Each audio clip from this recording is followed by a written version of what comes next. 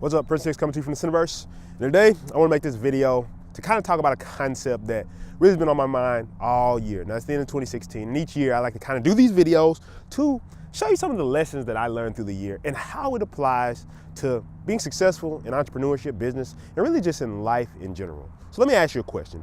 Would you like to be a person who's the boss? You run the show. Other people hang on your every word, and you're able to live the life that you want.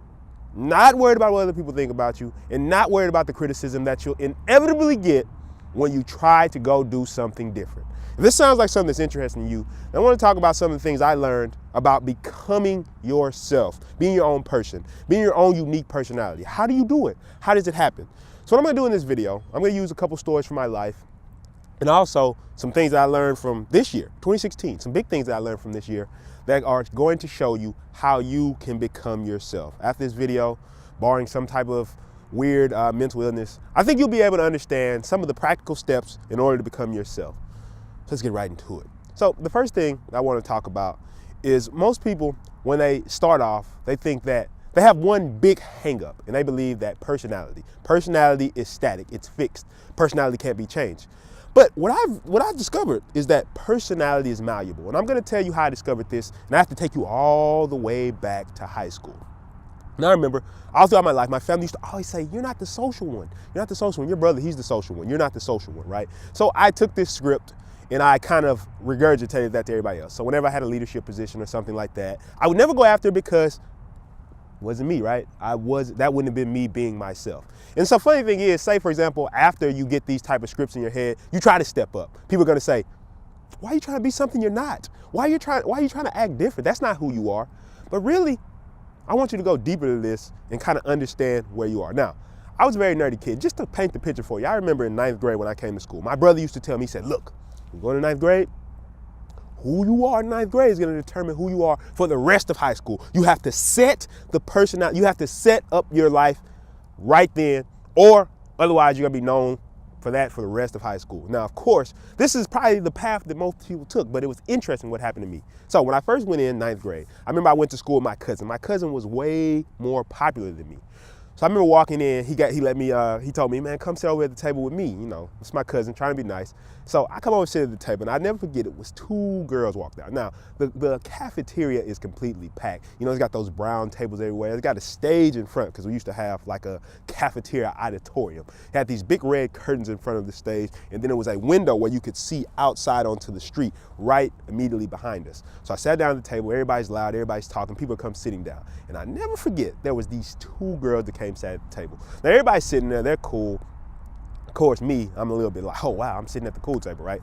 So my cousin, I never forget, two girls walk up and they start waving at everybody. So they wave, and you know, they wave with me. And I had a soda in my hand. It was a slice, a Sun-Kiss.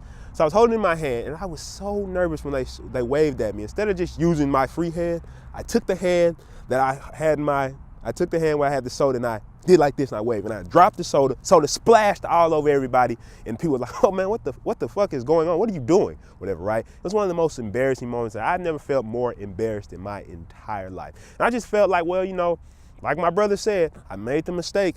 I set my personality up, and this is who I'm gonna be for the rest of high school. Now, for about 2-3 years, that's kind of how it went. I kind of stayed reserved, I stayed in the back. I kept my head down. But one event happened that changed my life forever. Going into my senior year in high school, I started hanging with my cousin again a little bit more in the summer. And I remember I was getting my driver's license. I was going driver's ed. I'd go every day and get my driver's license. We would go to the Boys and Girls Club to play basketball. Now, I actually snuck out to do this. I used to tell my grandmother every morning, like, oh yeah, you know, I'm just going over to my cousin's house right down the street. Because of course she didn't want me driving because I didn't even really have a license. But you know, when you're learning your driver's license, you're good enough to drive. So I drove down the street to my cousin's house, but we would drive down the street to the Boys and Girls Club to go play basketball every day because that's where you got like the best competition. But I remember one day was different. I left the house. It was right after I finished driver's ed, the last day. I came in, I talked to my grandmother. She was sitting there looking healthier than she'd ever looked. And she was like, yeah, you know, that's good. I'm proud of you. So I went to my cousin's house, and at this day he was, I don't know, he was feeling like sick or something like that, or he didn't feel like going. So he's like, no, I'm not going today. So I went down, I'm about to walk out. But this is so weird to me. He comes back, he's like, no, I was tripping on. Let's go ahead and go. So we get in the car, we drive over to the Boys and Girls Club.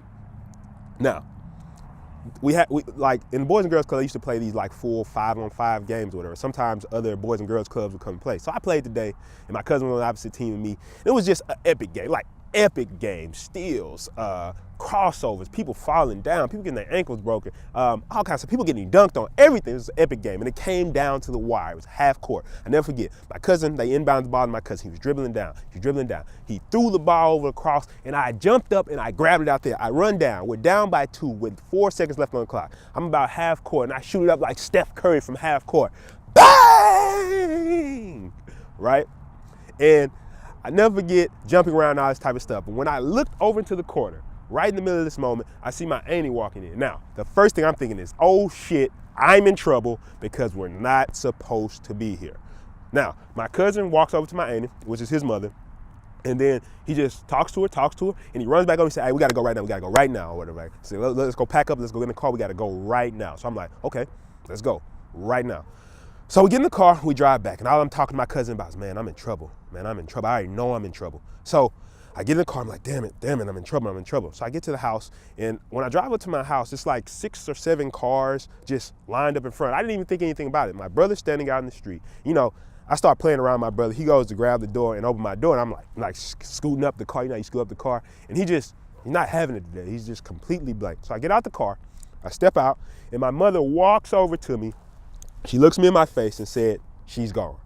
So I'm like, what do you mean she's gone? She's like, your grandmother, she passed away. I was in complete shock. I fell right down in the middle of the street, and I went in the room and I just sat there for an hour because I couldn't believe it. But this single event, it pissed me off so much. I was so angry. I was a young teen, and I was so angry that it completely changed the way I looked at the world. Until that point, I had never had any real challenges. And I remember reading this book this year called Iron John. They talk about, in order to kind of grow into manhood, quote unquote manhood. Now he talked about how women grow into womanhood, but he just didn't reference in this book. But to grow into manhood, you have to like lose this naivete.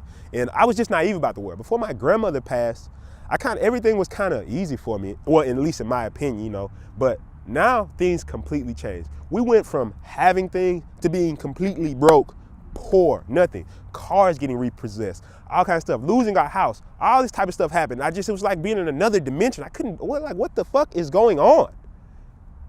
But it completely changed me because I realized at that point that life can change in an instant. So going into senior year that year, I didn't have my grandmother, I was changed. I started hanging around with my cousin.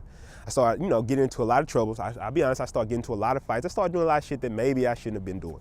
But also at this same time, I started to become just a tad bit cooler because now I all the scripts and all this type of stuff, they were just kind of shook up in my head. And in this current moment, once I got a moment of clarity, I started looking at my personality and realizing, look, I could change things if I wanted to. My senior year was like Love Don't Cost a Thing or Can't Buy Me Love. If you've seen any of those movies, like Love Don't Cost a Thing with Nick Cannon, that's what it was like. I was a nerd, and then all of a sudden, like all the girls liked me. Girls would ask me to go to prom. It was crazy. It was the weirdest thing ever. But I want you to pay attention to this. I was a nerd most of my high school, but one year I completely changed, and nobody even said anything about it. Nobody questioned the personality, anything like that. They just believed that's who I was. But who was I really? It wasn't that I was faking or anything like that, but my personality was malleable. And all personalities are malleable. I mean, I was getting into fights and all this type of stuff, and I would go home and play like computer games. And I realized to myself, like, well, really the personality, who you believe you are, is who you believe you are. Nobody can set your personality. And that's one of the biggest things. Before any of this other stuff I talk about, you have to learn. Personality is malleable. Who you think you are, who you believe you are, that's who you actually are. And nobody can tell you, oh yeah, that's not who you are, because I'm telling you, when you step up, people are gonna say, why are you trying to be something you're not? You're not trying to be something you're not. You're just realizing that personality is malleable. Which led me into the next realization. I left school, I got in a lot of trouble. I got kicked out of school, actually. I had to go to one of the alternative schools where they made me wear a gray jumpsuit. I just had a pretty up and down roller coaster ride my senior year. But I graduated from school. They almost didn't let me walk. My mother had to go in there and struggle this whole long ordeal. But I finally got a chance to walk. I went to college and I joined the organization. It was the first time that I ever got to take a leadership position. Now, I've talked about this on videos before. You can go look at those videos. I'll leave the videos on the side or something. I won't go into it in detail again, but it's the first time that I got a leadership position.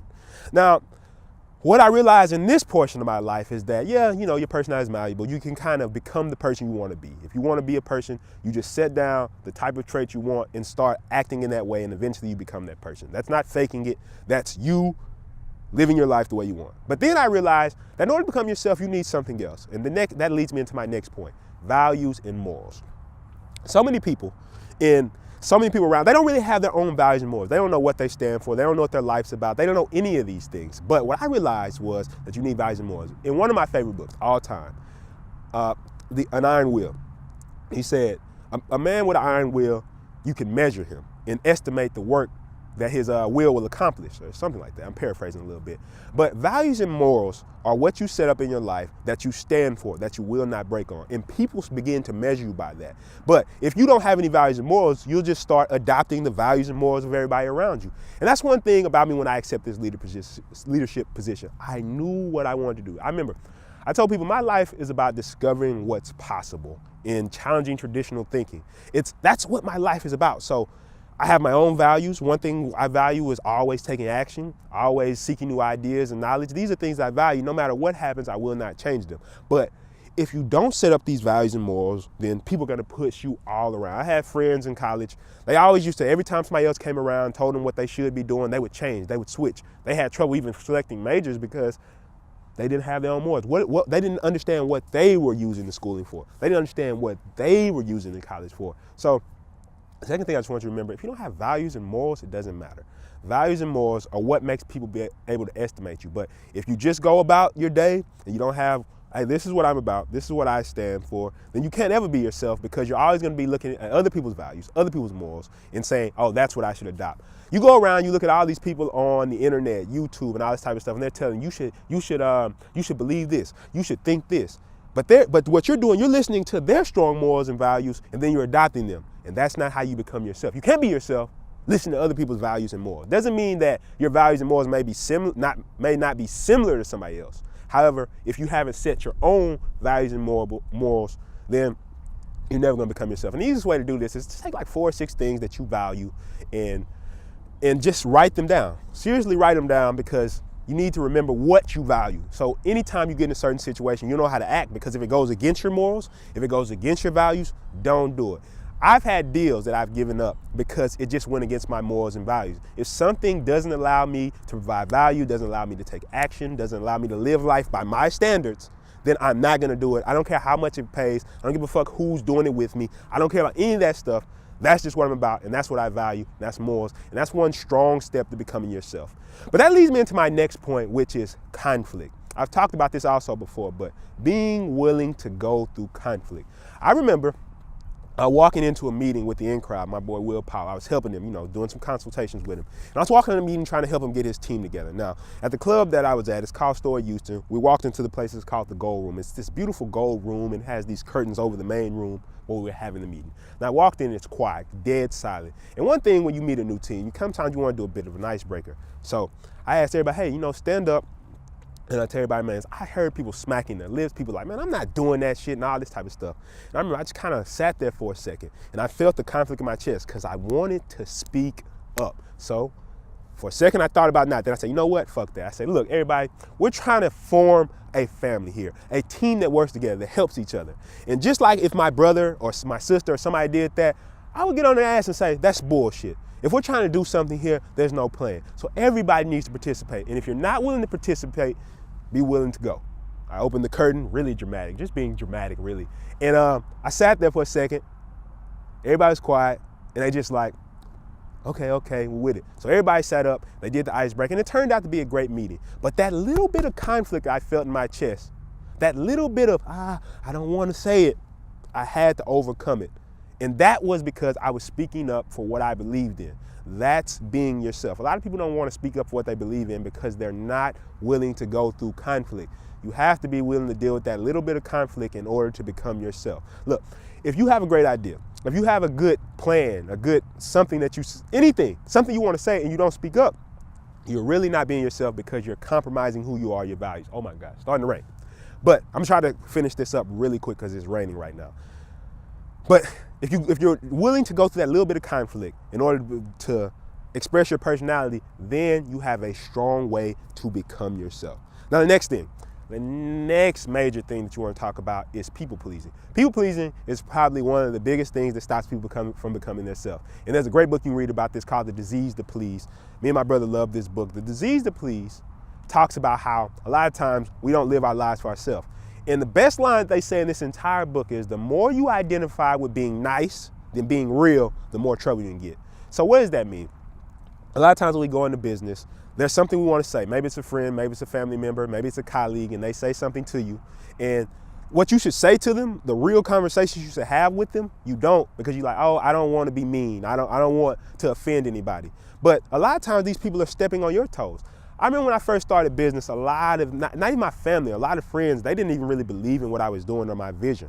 And they would say all kind of nasty shit behind my back. I've even been accused of joining a cult because I just was outside the normal box or the way people were thinking around me. Like a cult. People said I joined a cult.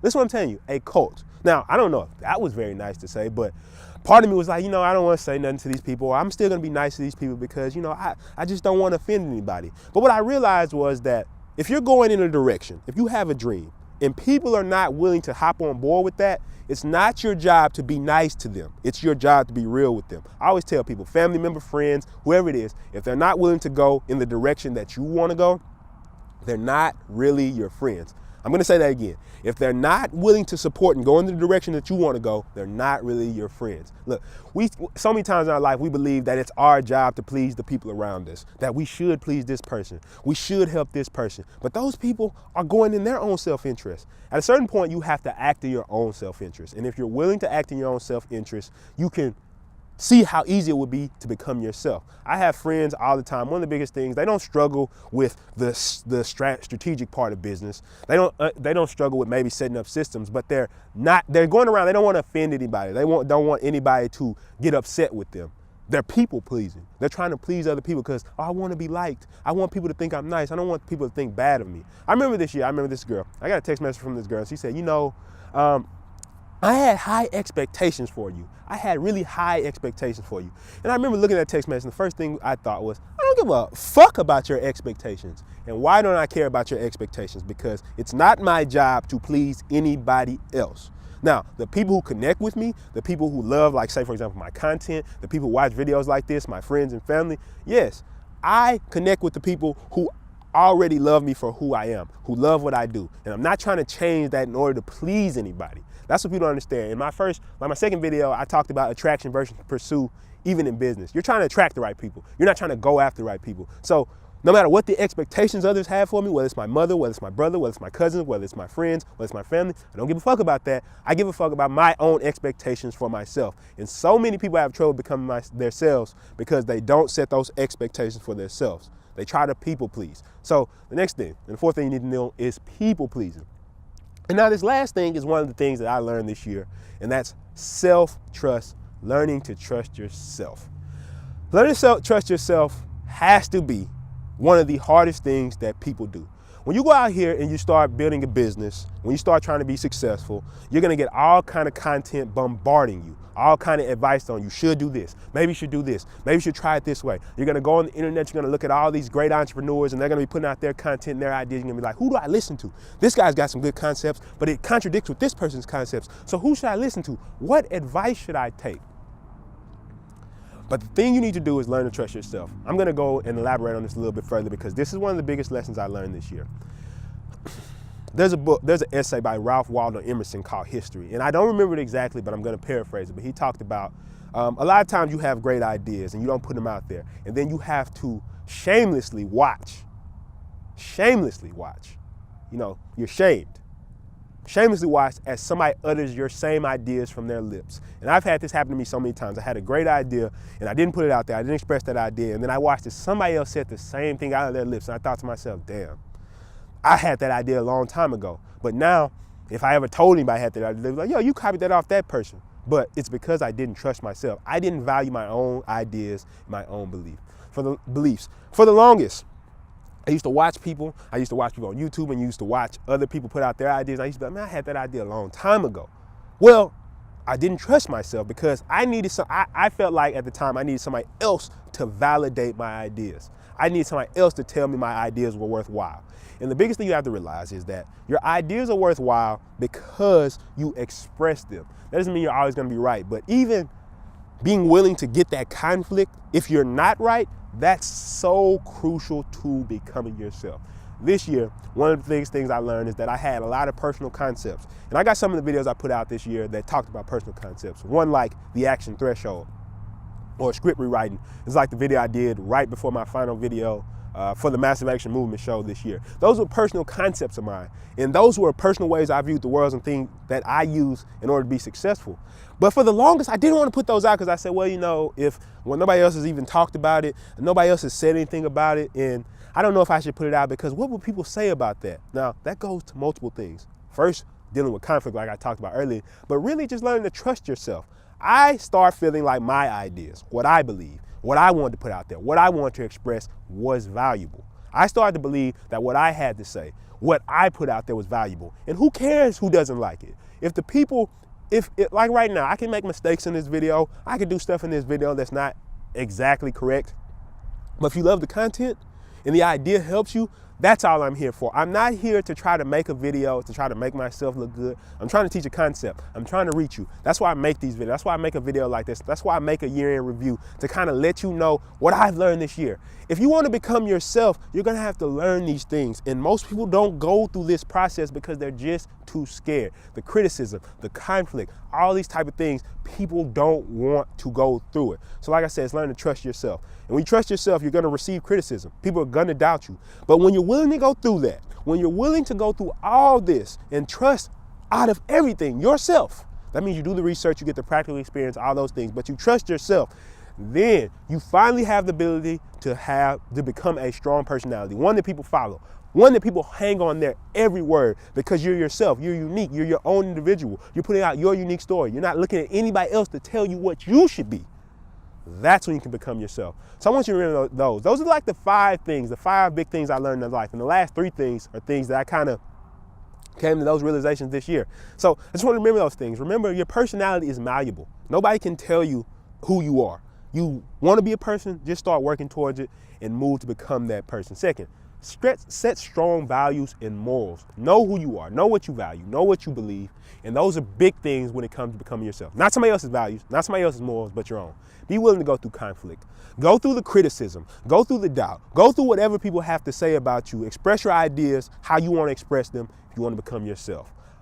Also, don't be a people pleaser. Remove that disease to please. Great book, like I said, read that book, but don't be a people pleaser. You have to be able to express your ideas. You're not here to please others. You're here to express your ideas and give your best self to the world. And finally, learn that self-trust. Learn to trust yourself. Look, this is my last video of 2016.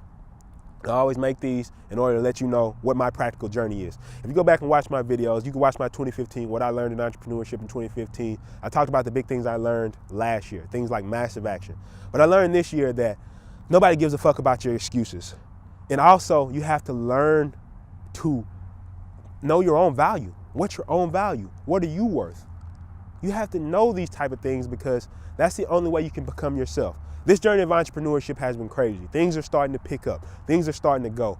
And I want you to look back at a video like this. If you watched it this far, I appreciate it. I appreciate you in 2016. I appreciated everything going into 2017 or whenever you're watching this. But I'm giving you this as a record of somebody who's went through these things. All my life, people have told me who I was supposed to be, but it took me so long to break out of that haze. I lived by other people's expectations, and it took me so long to break out of that haze. I lived by scripts that were not my own, and it took me so long to break out of that haze. And as you watch my journey, as you see me continue, I hope what you'll see and what you observe is somebody, not somebody special, not somebody who has some special gifts or talent, but somebody who just made a decision to be who they want to be and start moving in that direction. I've been doing this shit for years now, 8 years. I slept on my mother's floor. I came from the bottom. I didn't have anybody supporting me at first. All I did, everything that I had to do, I had to go fight for it. I had to go work for it. I had to grind for it. I did that. But in that time, it wasn't always comfortable. But as I get further and further down the road, I understand that the more I'm myself, the more and more that I'm able to accomplish, and the more and more unique my story is. So I want you to watch this journey. I want you to continue watching this journey. I appreciate you so far because you've come along this journey. You watch a video like this, you love my content, I appreciate it. The holidays, I hope the holidays were great for you. And I hope that you'll remember going into 2017 that in order to be yourself, in order to be you, who you are, you're gonna have to learn to get over these things I talked about in this video. I hope to meet you one day. I hope to work with you. I hope you come out to a Massive Action Talks. I hope you come out to a seminar. I hope you come and learn with me and build with me and do business with me in the future. And I hope going into 2017 that you take action and you become yourself. As always, like and subscribe for more. Join the Massive Action Movement and look out because the Massive Action Movement, all that's come back in February. And I'm going to be doing more videos like this, just practical videos, in order to kind of show you the journey and where my mind is and where my headspace is. And you kind of learn these things as I learn these concepts and as I go through them. So once again, like and subscribe for more. Hit that like button, kill that like button, subscribe, join the Massive Action Movement, and I'll see you in 2017.